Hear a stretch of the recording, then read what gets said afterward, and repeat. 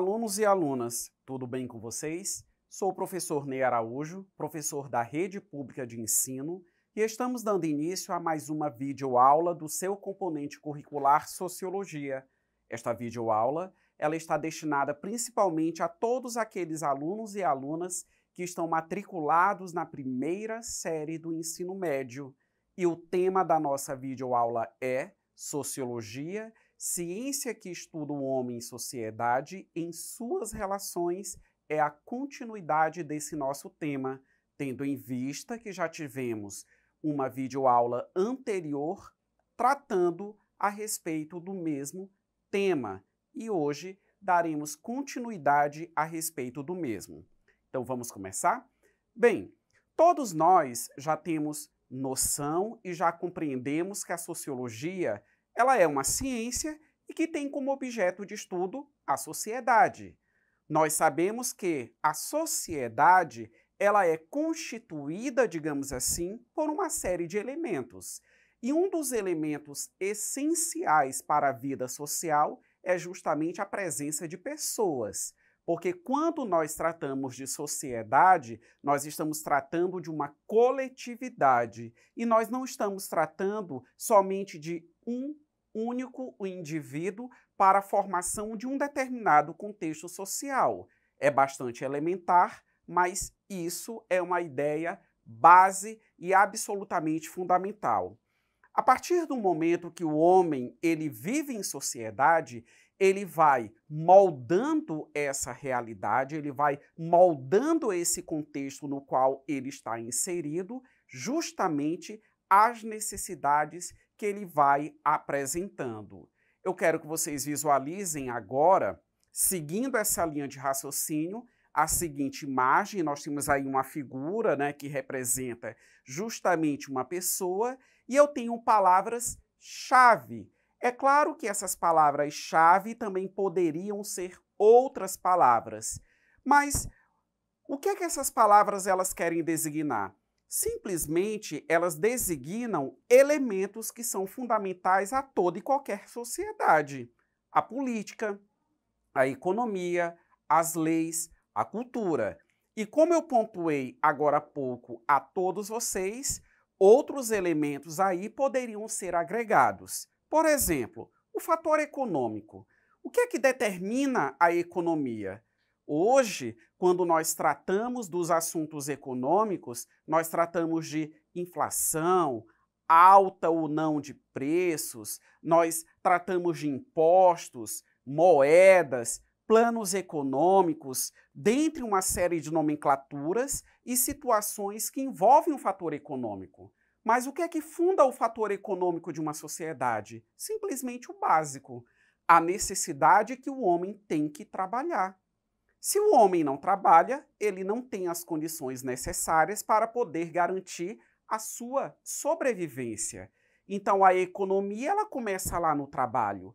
É claro que quando nós analisamos o atual modo de produção capitalista, nós verificamos que o trabalhar no capitalismo envolve uma complexidade, envolve qualificação, envolve salário, envolve que eu tenho que ter um emprego, tem a questão dos direitos trabalhistas, dentre outros elementos que eu poderia aqui mencionar. Mas se nós levarmos em consideração o homem na sua condição primitiva, ele também já trabalhava. E que da condição primitiva, do momento primitivo, até os nossos dias atuais, a questão produtiva, o fato do homem trabalhar, foi algo que se desenvolveu. Isso implica dizer o quê? As tarefas se modificaram, as ferramentas e os instrumentos para a realização dessas tarefas também se aprimoraram, novas ferramentas, novos instrumentos, tecnologias também surgiram a respeito disso, porque o trabalho ele evoluiu com o tempo. Além da questão econômica, um outro elemento completamente fundamental é o fator político. Não a política no sentido partidário, como de uma forma limitada, é entendida nos dias atuais. A política no que diz respeito à tomada das decisões. A política no sentido do estabelecimento de uma governança. Como que se dá a tomada de decisões a partir do momento em que há uma coletividade com seres pensantes que externalizam e que apresentam necessidades plenamente diferenciadas. Então, ocorre a necessidade do estabelecimento de um poder comum. Quando isso ocorre, nós temos justamente a fundação do Estado. O Estado enquanto instituição social soberana. Se pesquisarmos a respeito do assunto, vocês sempre vão perceber que em diferentes momentos da história sempre se teve a necessidade de instituição de um poder comum a todos os membros da sociedade, no sentido de nortear, no sentido de direcionar a vida social dos demais. Por isso que Aristóteles ele ponderava que o homem é por natureza um animal político, pela situação da sociabilidade, que é completamente inerente à nossa existência.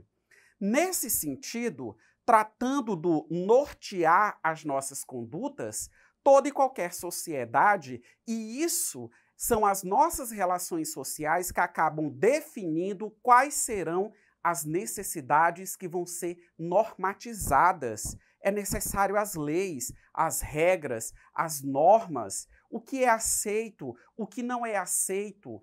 Enquanto pessoa, enquanto indivíduo que compõe uma determinada realidade social, quais são as condutas socialmente esperadas da minha pessoa?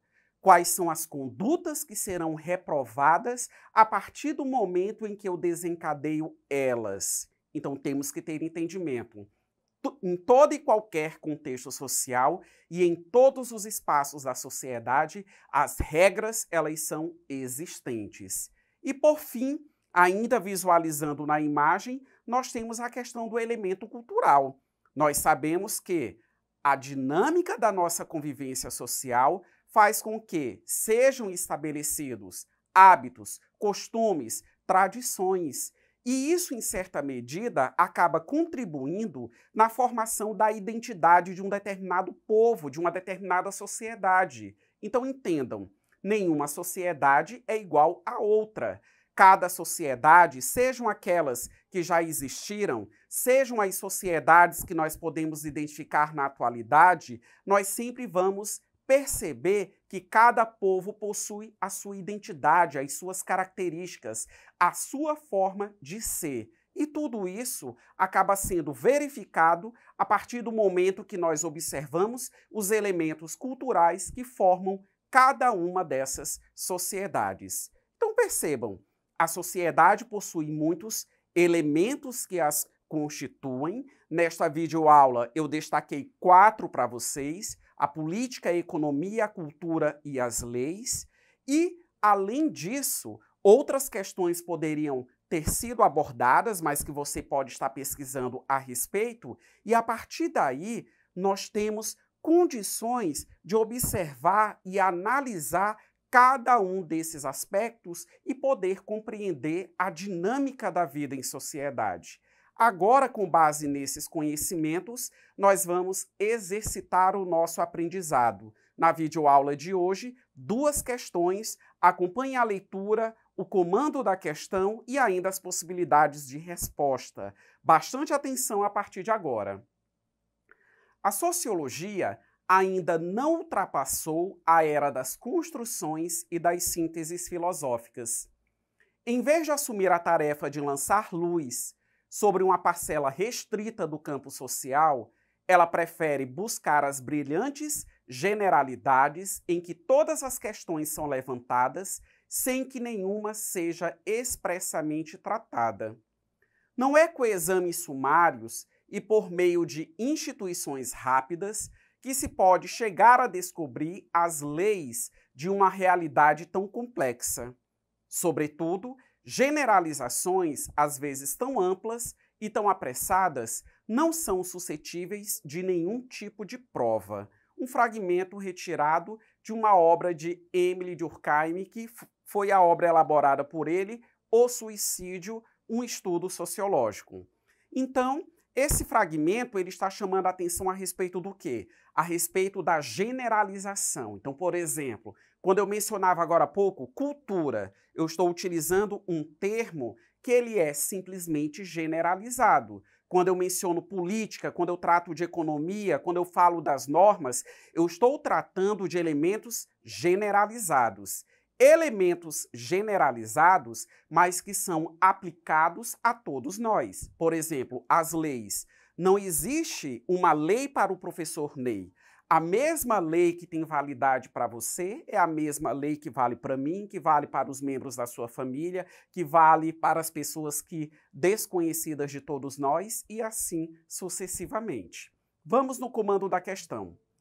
O texto expressa o esforço de Émile Durkheim em construir uma sociologia com base na alternativa A, vinculação com a filosofia como saber unificado, alternativa B, reunião de percepções intuitivas para a demonstração, alternativa C, formulação de hipóteses subjetivas sobre a vida social e alternativa D, adesão aos padrões de investigação típicos das ciências naturais. Vamos visualizar a alternativa correta expressa na alternativa D, adesão aos padrões de investigações típicos das ciências naturais, que influenciou muito uma corrente de pensamento tida como positivista.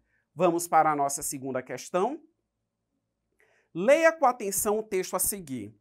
Os homens fazem sua própria história, mas não a fazem como querem.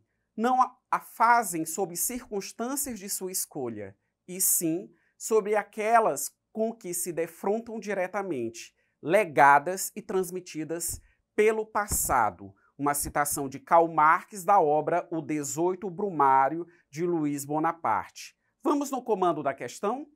Baseado no texto, assinale, ou seja, identifique a afirmação verdadeira, ressaltando que o texto ele está frisando o que eu ponderei ao longo da videoaula, que a sociedade ela é um processo de construção humana e um processo de construção contínuo. Mas o texto ele chama a atenção que não é uma exclusividade somente dos dias atuais. O nosso dia de hoje é uma consequência do que é produzido hoje, mas também tem reflexos e influência daquilo que ocorreu no passado.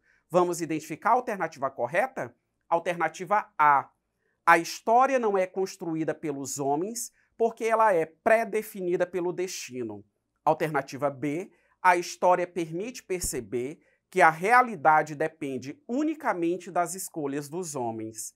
Alternativa C.